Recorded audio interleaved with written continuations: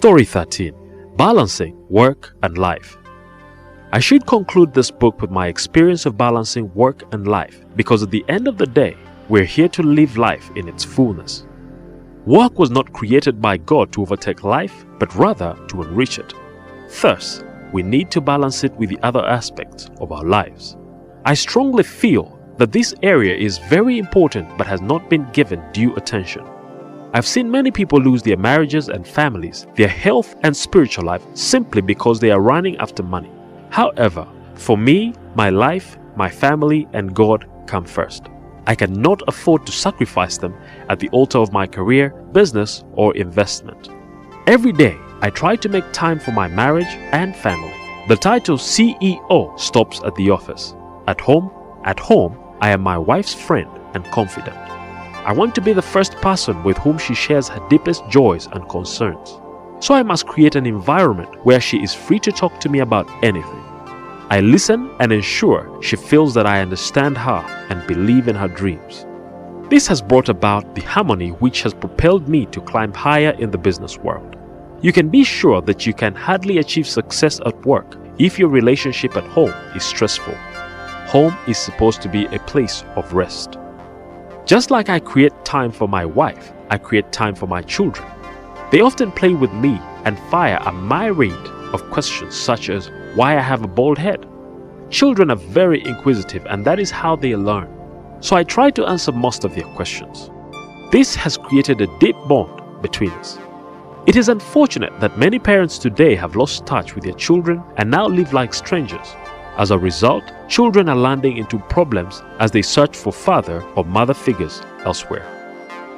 I also always ensure that I have alone time. To make this possible, I get up as early as 5:45 a.m. At this point in the day, my mind is free, so I can reflect, listen to audiobooks, worship God, and pray. I cannot overemphasize the power of prayer, for by it I have reached levels that I had never fathomed. Also, as part of my morning regimen, I exercise.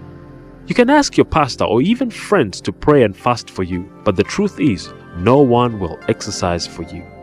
It is something you must do for yourself no matter how busy you are, because it is your body, your health, and your life.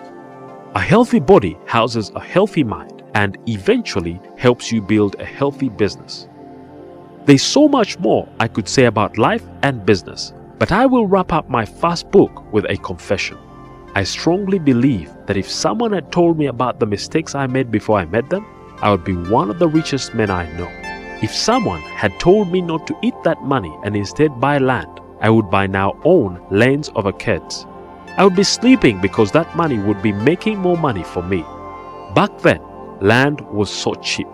A plot of land in Nigeria that currently costs 200 million Uganda shillings was only 1.5 million Uganda shillings.